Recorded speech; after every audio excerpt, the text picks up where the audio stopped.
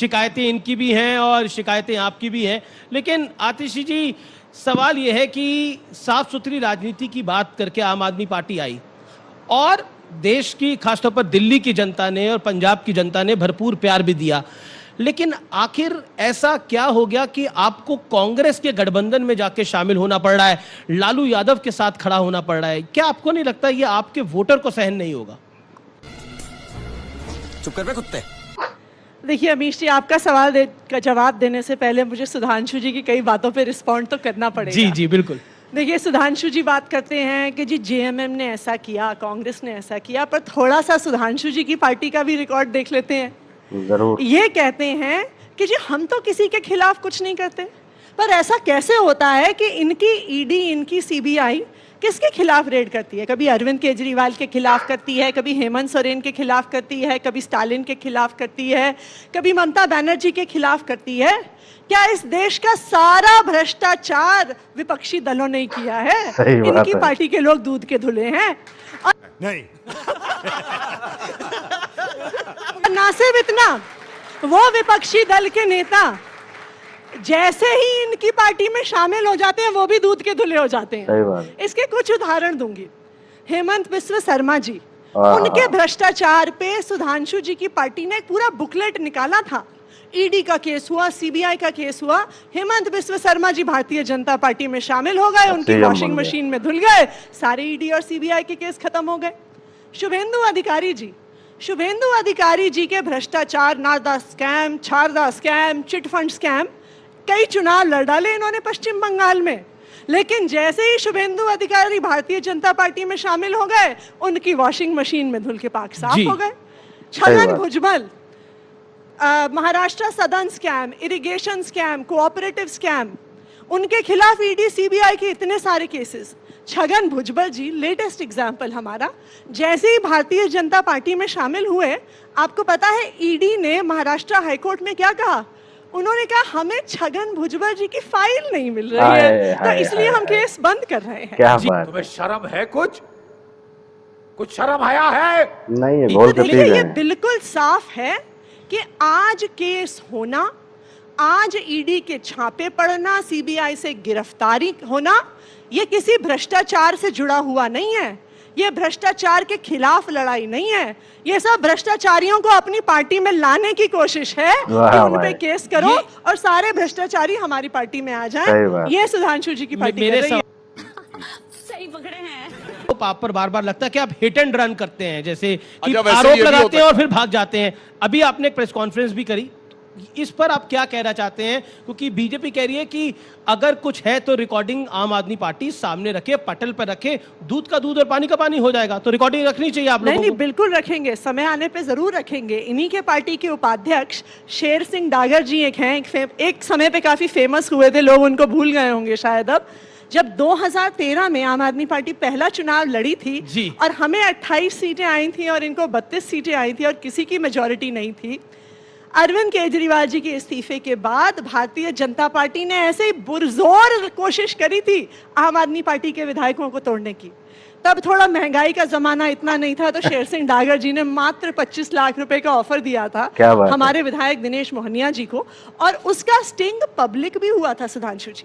दूसरी बात अमीश जी, देखिए सब जानते हैं देश में एक ही पार्टी है जो और पार्टियों को तोड़ तोड़ कर सरकार बनाती है। गोवा में कांग्रेस के विधायक किसने तोड़े और अपनी सरकार बनाई? कर्नाटका में कांग्रेस और जेडीयू के विधायक किसने तोड़े और सरकार बनाई?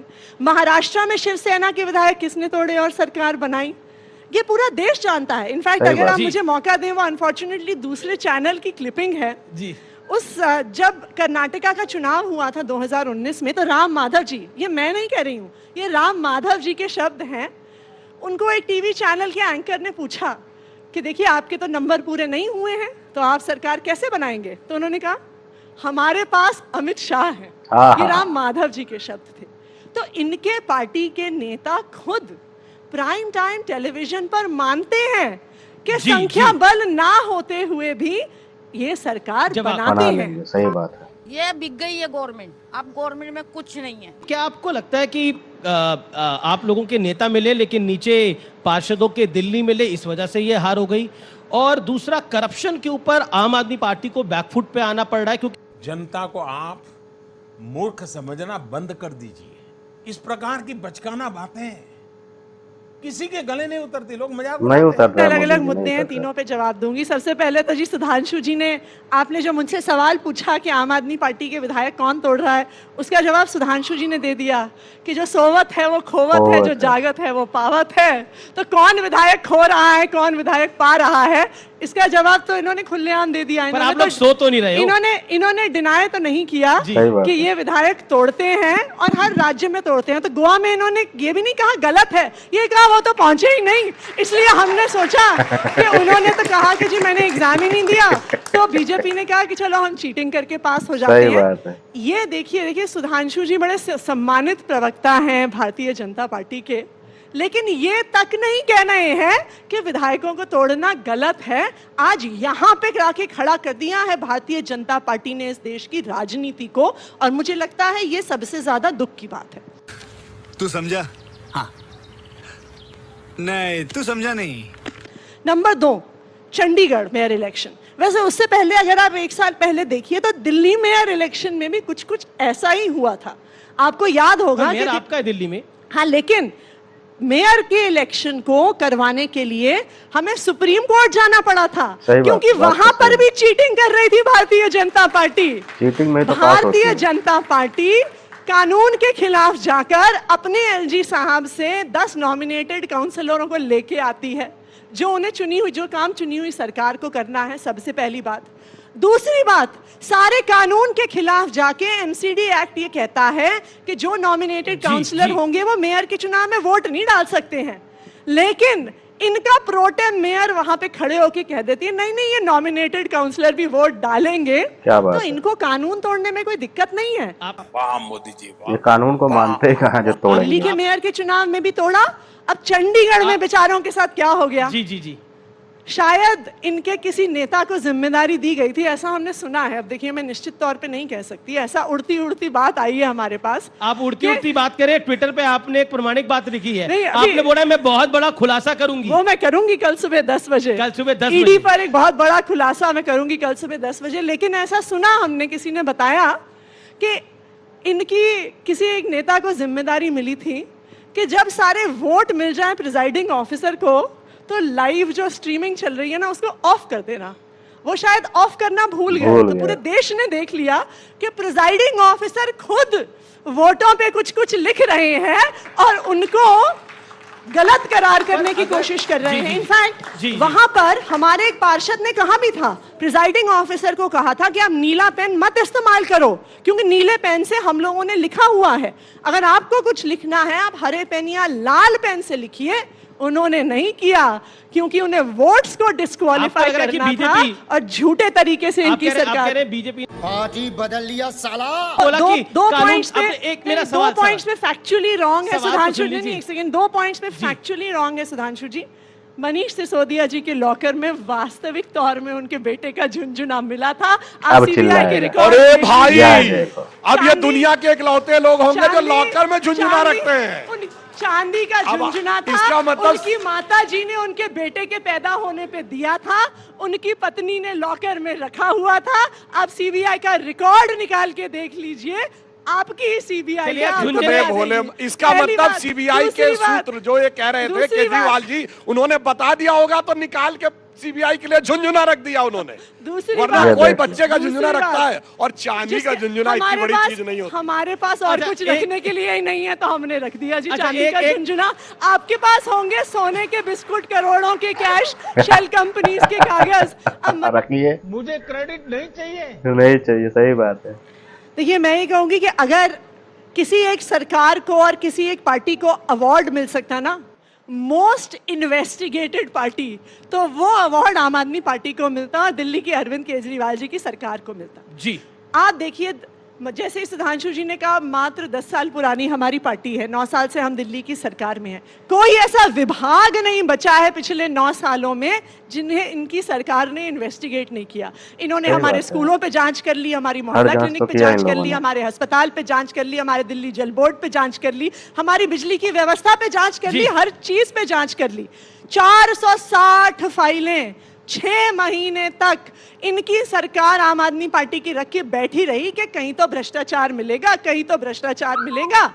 तो हमें ईमानदारी का सर्टिफिकेट इनकी आपको लग रहा सरकार है ने शराब दिया घोटाले है। में आपको जबरदस्ती फंसाया जा रहा है? दूसरी चीज, अब आप सुन लीजिए, जी अब जो ट्रेंड चला है, अब आप अगला सवाल मुझसे ये पूछेंगे तो मैं पहले ही उसका जवाब दे देती हूँ कि अगर आप इनोसेंट हैं, अगर आप ईमानदार हैं, तो फिर मनीष सिसोदिया को, संजय सिंह को बेल क्यों नहीं मिल रही है?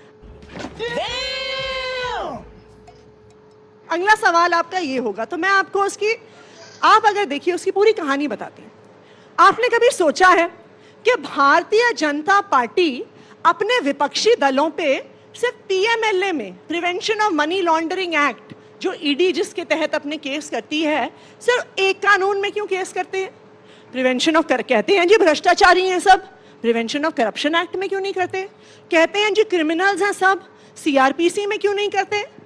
इसलिए नहीं करते क्योंकि PMLA, prevention of money laundering act, उसमें बेल इस नहीं देश मिलती। का एकमात्र कानून है जिसमें बेल जवाब मिलने का सुधांशु जी। प्रावधान लगभग असंभव है। इसलिए इसीलिए आज बीजेपी पीएमएलए खेल यूज खेलती नहीं है। होता नारकोटिक्स, मेरा- टेररिज्म वगैरह के लिए, जिसके लिए ये बना था।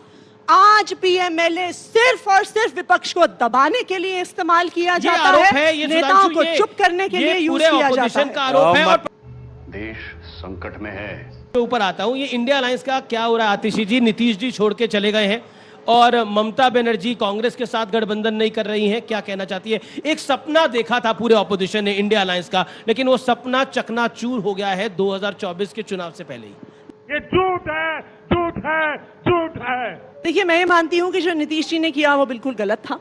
सही नीतीश बात है। जी बहुत बात करते थे, उन्होंने कहा था हम महंगाई के खिलाफ लड़ेंगे, बेरोजगारी के खिलाफ लड़ेंगे, संविधान के लिए लड़ेंगे, संविधान जी, को जी। बचाने के लिए लड़ेंगे। लेकिन मैं ये मानती फिर हूँ क्या कि हुआ? बिहार में वास्तविक तौर पे नीतीश जी के भाजपा में जाने से भाजपा को ही नुकसान होगा, इंडिया अलायंस को नुकसान और नहीं और होगा। ममता जी के बिल्कुल सही। कांग्रेस बाकी से जो इंडिया वो भी अलायंस से रहा। जाने से- बाकी जो घटक दल हैं, ये मैं मानती हूँ कि कुछ इनिशियल हिकअप्स हैं, लेकिन मुझे पूरा भरोसा ममता जी ने है। बोल दिया कि कांग्रेस की 40 सीटें भी नहीं आ सकती, कांग्रेस में अहंकार है। क्योंकि आप कांग्रेस से डील कर रही हैं, क्या आपको भी लगता है कांग्रेस में अहंकार है? देखिए, हम इंडिया अलायंस के प्रति पूरी तरह से कमिटेड हैं। इंडिया अलायंस जरूर एक साथ आएगी, एक साथ रहेगी और भारतीय जनता पार्टी को चुनाव हराएगी, देश को महंगाई से भी बचाएगी, बेरोजगारी से भी बचाएगी और इस देश के संविधान को भी बचाएगी। जी सुधांशु, ये बड़ी अच्छी बात कही आप। खत्म, bye bye, tata, goodbye, गया। वीडियो कैसा लगा? अच्छा लगा हो तो दोस्तों में शेयर कर दीजिए। ओरिजिनल चैनल का नाम है गोडी मीडिया कॉमेडी। ओरिजिनल वीडियो का लिंक डिस्क्रिप्शन में दिया हुआ है, जाइए और रमेश देवगन की और सुधांशु जी की धुलाई देखिए बढ़िया से। ओके, मिलते हैं नेक्स्ट वीडियो में। Bye bye.